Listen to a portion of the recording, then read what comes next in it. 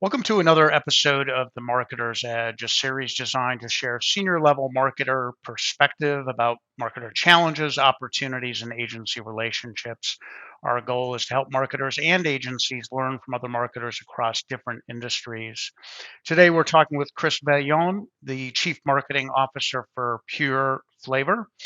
Pure Flavor is a family of greenhouse vegetable growers across North America who share a commitment to bringing a life of pure flavor to communities everywhere.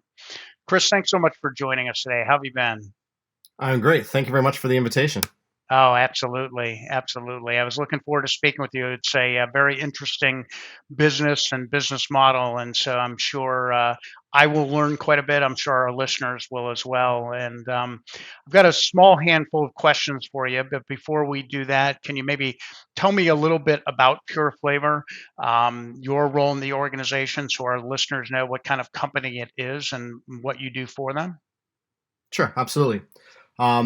We're farmers to be blunt and direct, but we're a family owned, vertically integrated company that started back in 2003. We grow an extensive variety of tomatoes, peppers, and cucumbers in high tech glass greenhouses. We grow, pick, pack, ship, sell, market across North America. However, we're no longer a vegetable company. We're a lifestyle company that grows vegetables to fuel healthy lives. And in doing so, our quest to have people live deliciously means we need to engage with them and tell stories. And ultimately, in my role as chief marketing officer, I oversee all aspects of brand management, but in reality, I'm a storyteller. We have a very unique and important opportunity to help shape people's perceptions of fresh fruits and vegetables and ultimately increase fresh produce consumption.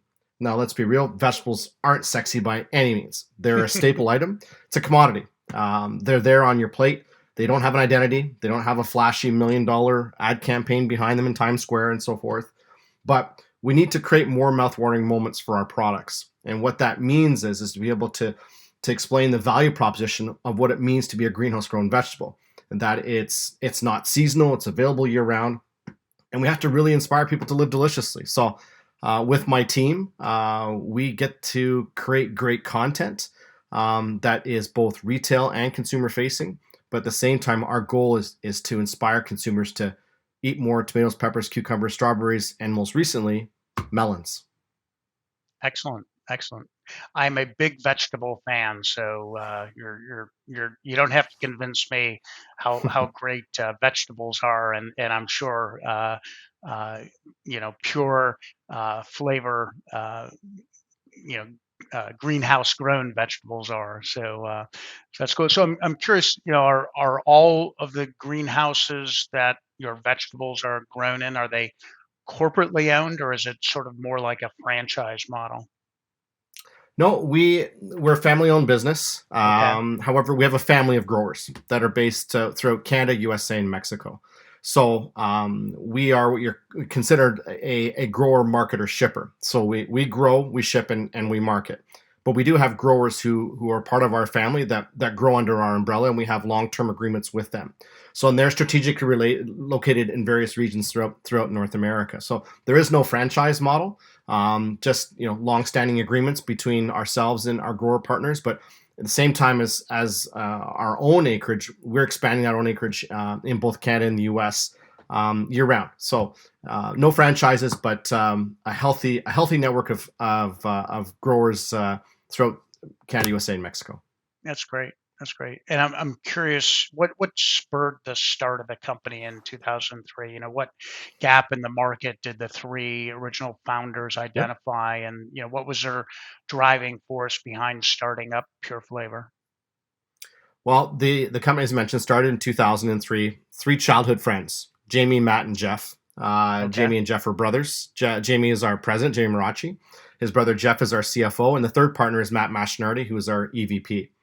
All three gentlemen have deep roots in the greenhouse industry. They've had family members, generations that have been growing and building, and they decided to start a sales company.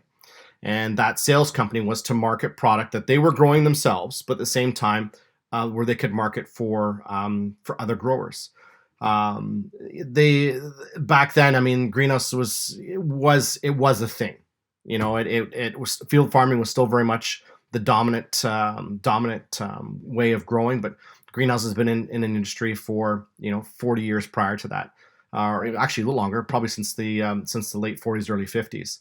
But the three guys started this company out of university to sell, and fast forward 19 years, almost to the day, we are a group of people that see a need to increase fresh produce consumption, and driven by our three owners, are continuously looking for ways to extend our reach. That is within our own brand, and making sure that we are making it to every corner of the nation, but at the same time working with quality growers that understand the need and the value of growing exceptional quality of flavor and products. So the strategy that three guys had when we started 19 years ago is stronger than ever. They continue to hone their approach, their relationships, both with suppliers, growers, and also in the retail and food service industry. So they're the three primary members of our leadership team, and very happy to say that the company is growing by leaps and bounds. That's awesome. Yeah, and speaking of sort of the different channels of constituents that you've got to work with, who are you selling to today? Who are those constituents, and how has that changed over the last 19 years? Is all products sold directly through grocery and other specialty retailers, or do you do direct to consumer selling? Can you talk a little bit about sort of how you manage all of that, or how it's done? Okay. Well, we sell to everyone, and it's a two prong approach. We sell the product and the experience to the consumer, but the actual transaction part is directly through retail, food service, and wholesale distributors. We have expanded that sales strategy over the years. Whereas for the first decade of our life, we really sold to retail and food service. We weren't selling anything to Okay. consumers. We were selling to that retail and food service partner to move product. Right. Fast forward to today, we're still doing that, but we're also selling the idea and the notion to the consumer to buy branded produce. So our marketing strategy is two pronged in making sure that we do service that retailer with the actual physical core product, but at the same time, our marketing messaging and content support is focused on the consumer side. We work with 8 of the top 10 retailers across the U.S. We cover, for example, we have a facility that we grow out of in South Georgia. We can reach 150 million people within a 24-hour radius of that facility in Georgia. So we can reach, I would say, probably 85 to 9% of the total nation. The challenge now is how to expand and remove not necessarily seasonality, but food miles between distribution Sure. centers and such. So Sure. we have a Yeah, I would facility, our imagine. headquarters, which is in Leamington, Ontario. And for those that are listening, Leamington is the where Heinz Ketchup was founded all those years ago. Leamington is about 40 minutes east of Detroit on the Canadian side. So our headquarters is based there. We have a facility in Detroit near the airport. We have another facility in South Georgia, in Byron, Georgia, and then we have another facility in San Antonio, Texas. So those 3 facilities in a triangle can service nearly every point of region of North America. Hmm. That's cool. Yeah. So the direct to consumer piece is interesting, and I'm just curious. With all things organic being quite the rage these days, how does pure flavor effectively differentiate itself from other organic vegetable products in the market?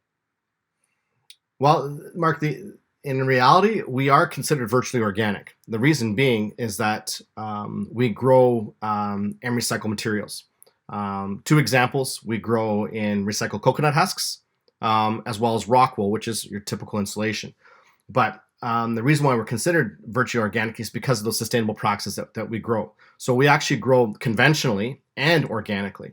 So the difference between the two is the growing medium that it's in. So for our organic material, we use a variety of different substrates and plant nutrition to be able to be considered and USDA certified organic. The industry has changed significantly in the last decade. A decade ago, you were a commodity-based marketer. You were growing a tomato and a pepper and a cucumber, and you were marketing and selling it as such. Sure. Fast forward to today, you are growing a commodity that's branded. And that is our challenge as a strategic marketer is to build that brand recognition and awareness to further drive a loyalty at retail. And the challenges in doing so for many is that consistency and quality and availability. The value proposition from a greenhouse vegetable grower is that we remove the seasonality because we're growing inside in the most ideal of climates and environments for that matter. We can control the heating, the plant irrigation, nutrition, even for as much sunlight as they want the plants to receive. So that consistency and product availability is extremely attractive to retail because they can rely on that grower marketer to consistently deliver week after week. Mm-hmm. Whereas some of field crops and from other regions can't necessarily meet those requirements, and in a sense lose the loyalty of the consumer because it's out of stock for 8 to 12 weeks for that matter. So greenhouse grown provides that ability to be accessible and available 12 months a year. Got it. Yeah, so building up that brand, totally see, the value in doing that and the importance of maintaining sort of high quality standards among your Yes. your growers and what they're delivering. It looks like you've created or there are a number of brand names that sit under the Pure Flavor umbrella. Curious, was that purposeful? It seems like it would just be hard to manage as many brands as you have in such a large portfolio of products. Is that, is that the case or not really?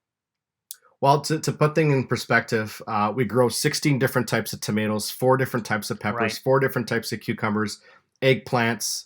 We do strawberries. We now do Solara mini Gallia melons. We have a whole slew of organic items. And yeah, we do have a lot of items that are branded, but also sit under the mothership of Pure Flavor. Pure Flavor. Okay. We went through a very rigorous and detailed rebrand about 4.5 years ago, and the need was to create a family of products. So the way that we've built the strategy is we built based on a commodity. So even to the point of using PMS colors for very specific aspects of the brand. So of our 16 different tomato varieties, each one has its own brand identifier color-wise to make sure that consumers can start to see a consistency in the family. Right. The challenge is that how do we build a Pure Flavor first or a Pure Flavor centric brand strategy? So we have a family of products. So we have in excess of 30 some odd different products, of which I would say probably 85% are branded. The opportunity is to market that whole family of products across many commodities. That involves packaging, messaging, and then obviously the consistency in the presentation. So creating brands in fresh produce is very, very difficult. A decade ago, there were only a handful. And for all intents and purposes, you had Dole, Del Monte, and Chiquita. Those are the 3 main that people would recognize for years. Yep. Fast forward to today, and there's thousands of brands. Yeah. Everyone has a brand now. The differentiator really is how that is marketed, not necessarily to the retail side, but also the consumer. What are the points that the consumer is going to take back as far as the building loyalty in that product? So for us, in having 16 different types of tomatoes, that comfort in knowing the value proposition of being a greenhouse grown, take for example, Cloud 9, which is a small fruity type tomato, won multiple awards last year. It was launched. Consumers fall in love with that product, but the next week at retail, they also see our sangria, which is a mix of a medley of colors and flavors. Building that affinity across multiple products, but at the same time they're in tomato aisle, and then they walk over one aisle, and all of a sudden we've got cucumbers and peppers, but still branded under Pure Flavor. So there's building that continuous awareness and potential affinity to those brands based on the quality of the other one. So our challenge in general is how do we provide consumers with enough information to understand the value proposition of each product that we have, because 16 different varieties of tomatoes, they don't all get used for the same reason. So how do we continue to build the awareness around those products, but at the same time, introduce, complementary products that we have. Sure. Yep. So Yep. it is a challenge when you have multiple brands like that, but we have a Pure Flavor first brand centric strategy. Is that when you look at our products and our family of products, you understand that it's a unified brand and not just one-offs, which many in the space seem to do. And based on experience, we've had great traction in honing up the message that's very pure flavor centric. That's great. Yeah. So, sort of to piggyback on that, I'm curious. How do you support the business from a marketing standpoint? Are monies used primarily for like retail support, like point of sale things, or in-store promotions, or what do you? Yeah. I'm just curious. What do you do to support the business from a marketing standpoint? Well, as I said before, it's an uphill battle. Vegetables don't have a face. They don't have these multi-million dollar ad campaigns and so Sure. forth. It's definitely an uphill battle. We everyone walks into their local retail store and sees sampling and demos and so forth. The biggest barrier to conversion is trial. And we firmly believe in retail demo and so forth to get consumers to try the products, Hmm. Hmm. because once they taste a mini sweet pepper and understand the versatility and certainly the applications of that product, they're hooked, because it's more than just a pepper being thrown in as a stuffed pepper in the oven, or maybe sitting on top of your nachos or whatever it may be. But the idea is that we need to support our retail partners with content that they can promote. At the same time, we actually use geofencing in our content plans, where we are. Take for example, you mentioned you're in Cincinnati. Hmm. So we would work with a retailer that would be in that area, and serve content up within a 25-mile radius of a specific store, Right. that would be able to promote content about a certain product, but available at your local XYZ store. And we do this on a Right. monthly basis with a majority of our retail partners. Okay, that's great. Tied specifically to the retailer, and you partner with them to Yes. create that content. Okay, that's great. So That's we great. we would create custom landing pages, and create ad campaigns that would roll on Facebook and Instagram, and consumers have the ability to click the link, to go to the landing page, they'll learn about the retailer. There are Google pins on there, so they can map to the store. They'll get product information about the health and nutritional benefits of it. They'll understand the features and benefits of it as well. So what goes well with an 8 to 10 different types of items that would pair well with a mini sweet pepper or a Cloud9 tomato or even a Unibite nano cucumber. And then we also feather in recipe ideas, but at the same time, we use blog content that is published by us, but also by our influencer partners. So consumers, when they come, they're not just learning about the product itself, but they're understanding where they can purchase it, but then also how to best use it. Yeah. I'm just curious, do you do any direct to consumer selling of product? I mean, with all the services out there where you can, order pretty much everything and have it delivered, is there any, online e-commerce sort of platform where people can buy pure Un- flavor un- products? as much as I'd love to say yes, that we sell direct to consumer online, but unfortunately, we're a grower. Again, we're Yeah. farmers, right? So Yep. we don't have that ability to ship direct to consumers as it Got it. stands right now. Got it. You're not the first person to ask, Mark. We get requests quite often when Yeah. they've consumers gone to the store to buy their favorite Cloud9 tomato, and oh my gosh, there's none there. They haven't restocked it, and they right away Yeah. to an email or to a direct message saying, "Hey, I want to get my Cloud9s. I can't get them in our store this week. Can I buy some online?" I'm like, Right. unfortunately, we don't do that. But Sure. many of the home delivery services, whether it be Blue Apron or HelloFresh, Sure. You and can such, get it through them. they're customers of ours, and they Sure. use our products. But Yep.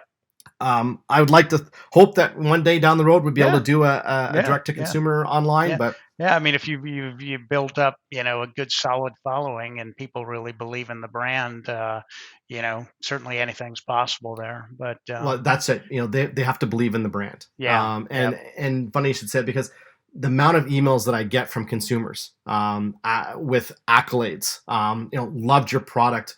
I passed it on to my neighbor, and where can I get more recipes? I mean, people are writing about their tomatoes, peppers, and cucumbers. Some would think that's very odd, but we Hey. have over 1,000 people a day on our website Wow. that That's are great. perusing for content and looking for Yeah. recipes. And Yeah. I mean, it's great to get these positive comments, and Sure. obviously we share those with our retail partners, because we obviously ask where they buy their products and such. But a consumer today is very savvy. They're using digital to learn more about products, learning more about who grows it, where it came from, and more so how to use it. So I look forward to the day where we actually get to an e-com position with this brand and be able to really strongly market on the direct to consumer platforms. Yeah. I noticed you create a Live Deliciously magazine. Yeah. Yeah. How and to whom is that distributed to? And have you found it, prove helpful in driving business or building your brand? You know what? The LD mag, as we call it internally, came to life in late 2020.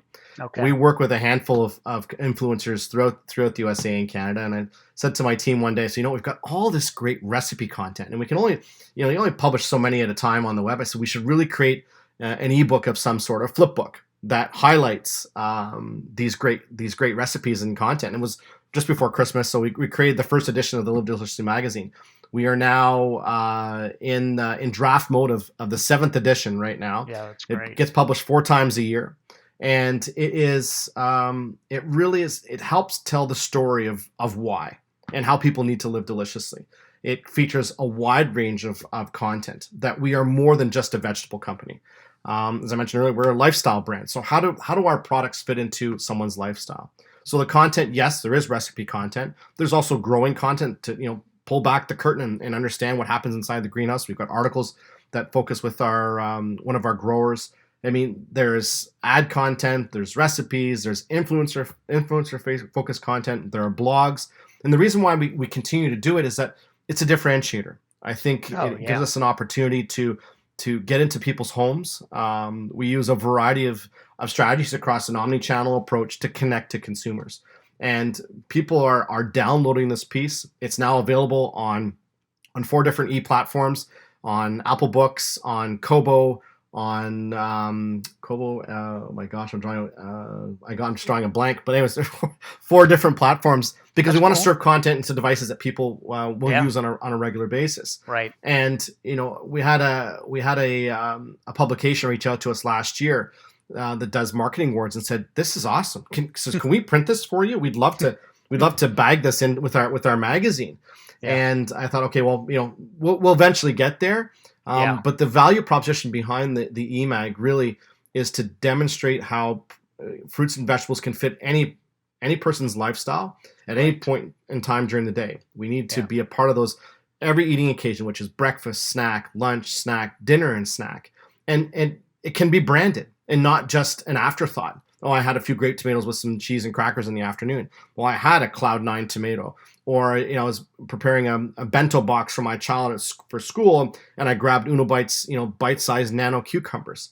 So the LD Mag is more than just a gathering of recipes and so forth. It's morphed into this living, breathing tool that has a life, and it's a coffee table piece that helps inspire people That's to great. include more fresh fruits and vegetables and real people. It's not necessarily prepared by Michelin chefs. We have a variety of influencers of all walks of life that share their enthusiasm for these great products and make it approachable and make it easy and most importantly, make it fun. But it's driven Yeah. by flavorful produce. That's That's great. greenhouse grown. Yeah. I've just got a few more questions for you. Sure. Do you manage any of your advertising marketing like activities in house? It sounds like you do. Mhm. Do you also work with outside marketing agencies? And if so, what are you tending to direct to those outside agencies? Well, I've built out a hybrid strategy or hybrid platform for our team. Okay. I do have an internal strategic marketing group, which right now consists of 10 people internally. That ranges from the creative side, from graphic designers, videographers, photographers, in-house chef as well, um, digital strategists, marketing coordinators, managers, and such. But yes, we do have the internal side, but also I do work with various, or should I say, we do work with a variety of agencies that are both in Canada and US that are very niche in Okay. their skill offering. I think the way that we've structured ourselves, that we need to have that outside influence. We, as a grower and marketer, need to be able to share our value proposition. We can't have somebody else tell our story and just have a hands-off approach. The versatility of the internal team provides greater flexibility. As I mentioned, we have our designers. We have an inside internal chef, videographer, photographer to create all our own content. So everything you see on pureflavor.com has been created by us. The external agency partners are used for deploying digital strategy. We have a partner that's based in the Southwest that helps us execute digital ad campaigns on a monthly basis. I have Okay. another agency in the Pacific Northwest in Canada that's helping us with SEO and SEM. I Okay. have a strategic creative that's based north of Montreal, as an example, who helps us on the creative side. But it's Okay. all driven by the internal team to push out to our partners. In the end, really, they're an extension of who we are and what we do, and they're very much tied into our everyday. Yeah. Okay. Well, just a couple more. Any advice you'd give to marketers thinking about bringing a new agency on board? I would say do your homework. It's really all about fit. Flashy creative only gets you so far. Make sure that your potential agency partner knows your business. Specifically, and that's what I've encountered in the last 15 years in produce, is that not everyone can market a tomato, pepper, or a cucumber. Sure. I've been down that road with major international agencies who charge exorbitant rates and so forth, and just couldn't get their head around what we were doing. We're not CPG. We don't have Sure. the deep pockets like CPG. Sure. But I think the need to build a partnership and understand what we do as vertically integrated growers and understanding what that means. There's got to be growth together, but most importantly, transparency. So as you're doing your due diligence and so forth, like I said, it's more than just flashy creative. Hmm. They need to fully understand the strategic positioning behind the company, more so the product, and how we're trying to connect with both retail and consumers. Right. Right. Okay. And I suspect I'll probably hear some of the same answers to this question. But last question: if an agency were trying to knock down your door and attempting to win business from you, what advice would you give that agency? Actually, it's pretty simple. Know the game you want in on. It's like pulling up to a poker table. Make sure you understand the rules of engagement, so to speak. It's also know the competitive landscape. We are a very vast, vibrant, and very much living competitive landscape. In my space, there are dozens of brands, specifically in the greenhouse grows landscape. I purposely navigate away from competition. I want to move to smooth water. I need to be able to create a niche position that I can own and navigate myself and build off of.